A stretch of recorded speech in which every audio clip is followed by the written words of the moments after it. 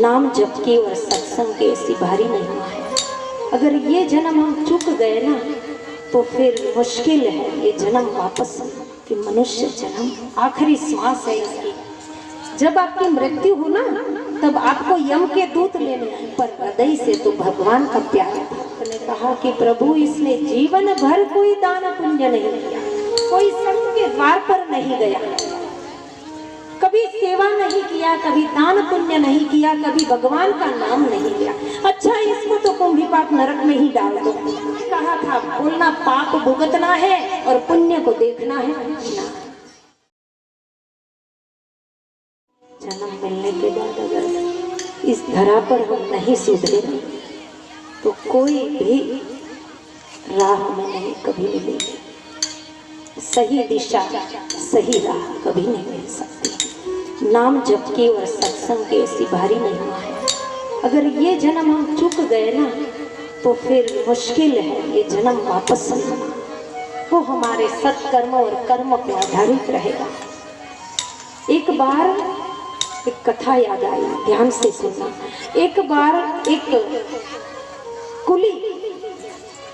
कुली का नियम ऐसा था कि भी मैं सामान उसी का उठाऊंगा। आपने देखा होगा रेलवे स्टेशन पर कुली रहते हैं ना, वो कुली का ऐसा पक्का नियम था कि मैं सामान उसी का उठाऊंगा, या तो मेरी कथा सुने या मुझे सुनाए, मैं उन्हीं का सामान उठाऊंगा।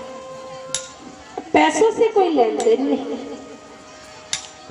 अब आपने देखा है रेलवे स्टेशनों पर बड़ी बड़ी ट्रेनें, ऐसी ट्रेनें आती, कुली वहां जाकर खड़ा हो गया।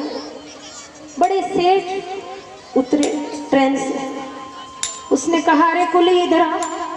कुली गया, अरे चल सामान उठा, क्या पैसा लेगा? बोले मेरे पैसे की तो बाद में बात करो, मेरी एक शर्त है। बोले क्या शर्त? बोले मैं उन्हीं का सामान उठाऊंगा, या तो मेरी कथा सुने या मुझे सुनाए।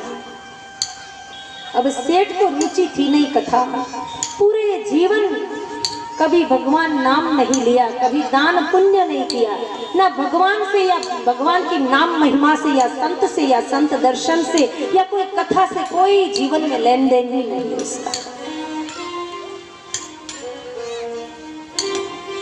अब सेठ को घर जाना था, थक गया। उसने कहा ठीक है चल, तू ही सुना देना, मैं सुन लूंगा। बेमन से कहा तू ही सुना दे, मैं सुन लूंगा। बोला तो टले, मेरे को तो घर पहुंचना है। सामान उठाया, सेठ पीछे पीछे, सेठ आगे आगे, कुली पीछे, सामान सिर पर, दो हाथ में। भगवान की कथा सुनाता सुनाता घर पहुंचा। सामान रखा सेठ ने, जेब से पैसे निकाले, ले तेरे पैसे। पैसे तो बाद में लूंगा सेठ जी, पहले बताइए मैंने कथा में क्या कहा? आपने कथा सुनी? मैंने कथा में क्या कहा? अरे भाई माथा पच्ची करता है, ले तेरा पैसा, तू जा यहाँ से, मैंने नहीं सुनी तेरी कथा। तब उस कुली को बड़ा दुख कि मनुष्य जन्म आखिरी श्वास है इसकी। उन्होंने ध्यान लगाया है, ध्यान में देखा है कि कल सुबह सूर्य उदय होते ही सेठ की मृत्यु होने वाली है। सेठ जी को कह दिया कि सेठ जी आज आप सद्भाग्यशाली थे, मैंने आपको कथा सुनाई, क्योंकि इसलिए कल आपकी मृत्यु होने वाली सुबह होती है। अरे तू क्या कहेगा मेरी मृत्यु होगी? बोला आया बड़ा कुली तो है, नौकर है, तुझे क्या पता मेरी मृत्यु कल होने वाली है? सेठ जी मैं सही कह रहा, अभिमान था, काय का? पैसे का। तू क्या मुझे कहेगा? ठीक है सेठ जी, आज से आप अपना घंटा गिन लो, समय गिन लो, सुबह 7 बजे ही करेक्ट आपकी मृत्यु हो जाएगी। सेठ पूरी रात चिंता में तो लगा रहा, 7 बजते ही उनके प्राण पखेरु हो गए। इसके पहले सेठ जी ने बहुत समझाया, जब आपकी मृत्यु हो ना तब आपको यम के दूत लेने आएंगे। अरे फालतू बातें ना कर मेरे से, तू कौन सा भगवान हो गया जो मुझे बता रहा है? पर देखिए कोई कुली हो, चाहे नौकर हो, चाहे चाकर हो, वो तो परमात्मा का प्यारा एक संत था, भले वस्त्र कुली के पहने थे पर हृदय से तो भगवान का प्यारा था।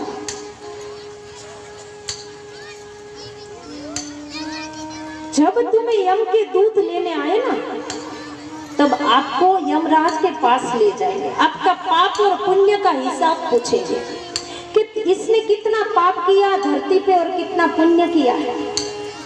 तो आप ये कहना कि पाप को भुगतना है और पुण्य को देखना है। बोले अच्छा, ऐसा तो होता नहीं। बोले दोनों को भुगता जाता है। बोले नहीं, आप तो यही कहना।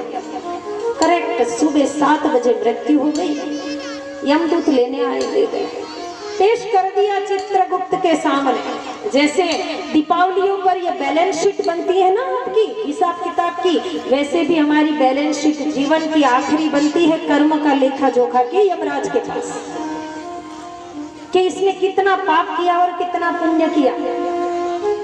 ले गए। चित्रगुप्त को कहा यमराज ने, अरे चित्रगुप्त, चौपड़ा निकालो, इसका हिसाब किताब बताओ, इसका पुण्य कितना है और पाप कितना है। चित्रगुप्त ने कहा कि प्रभु, इसने जीवन भर कोई दान पुण्य नहीं किया, कोई संत के द्वार पर नहीं गया, कभी सेवा नहीं किया, कभी दान पुण्य नहीं किया, कभी भगवान का नाम नहीं लिया। अच्छा, इसको तो कुंभीपाक नरक में ही डाल दो। नहीं नहीं, रुकिए रुकिए प्रभु, इसने झूठ मूठ में कथा सुनी है, भले हृदय से नहीं सुनी, झूठ मूठ में कथा सुनी है, भाव से नहीं अभाव से सुनी है, पर कथा तो सुनी है, झूठ मूठ में सुन ली उसने, उसका एक घड़ी का इसके पास पुण्य है। पर सुनिए, सेठ जी कहते हैं यमराज सुनिए, यमराज ने कहा तुझे पाप भुगतना है कि पहले पुण्य, दोनों में से पहले क्या भुगतना है। तो उसको बात याद आई कि मुझे कुली ने कहा था बोलना पाप भुगतना है और पुण्य को देखना है। तो यमराज को उसने कह दिया कि भाई मुझे पाप भुगतना है, पुण्य देखना है। ये पहला प्राणी आया है कि भाई पाप भुगतना है और पुण्य देखना है, ऐसा नहीं होता, दोनों भुगता जाता। इसको तो ब्रह्मा जी के पास ले चले। ब्रह्मा जी के पास ले गए, बढ़िया सुंदर दर्शन पाया उसने और ब्रह्मा जी को कथा सुनाई। ये तो पहला प्राणी ऐसा आया है अपने यहाँ, कहता है पाप भुगतना है, पुण्य को देखना है। ब्रह्मा जी ने कहा इसको भगवान भोलेनाथ के पास ले चलो। बोले उसी का काम है। भगवान भोलेनाथ के पास ले गए। भगवान ने कहा कि एक काम करो, नारायण के पास ही इसका हिसाब किताब होगा, वही ले जाओ। भगवान भोलेनाथ के दर्शन भी कर लिया उस सेठ जी ने। अब भगवान अपने शैया पर लेटे हुए थे, हाथ जोड़ा ब्रह्मा जी, भगवान भोलेनाथ भी साथ में पधारे सेठ जी के। कितना पुण्यात्मा होगा, पुण्य तो किया नहीं था, पूरे जीवन भर पाप किया, पर झूठ मूठ की कथा का पुण्य तो देखो क्या रंग लाए।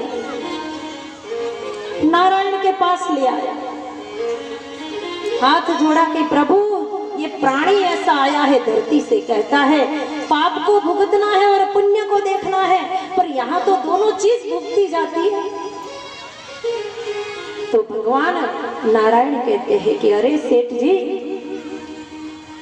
आप यहाँ ब्रह्मलोक में पहुंच गए, आप शिवलोक में पहुंच गए, आप वैकुंठ में आ गए, यही तो पुण्य देख रहे हो आप। हमारे दर्शन हुआ, ये तो पुण्य देख रहे हो।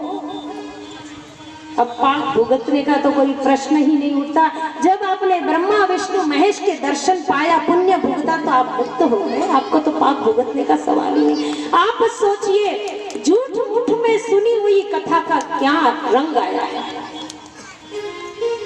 आप तो झूठ मूठ में भी इस द्वार पे आ जाया करो, झूठ मूठ में भी चलकर आ जाया करो, कभी झाड़ू बुहारी कर लिया करो, कभी बड़ बट वृक्ष की परिक्रमा कर लिया। झूठ मूठ में भी जो करोगे ना, वो भगवान के द्वार पर, भगवान के चौपड़े में लिखा जाएगा इसने इतना पुण्य किया है। जय श्री कृष्ण।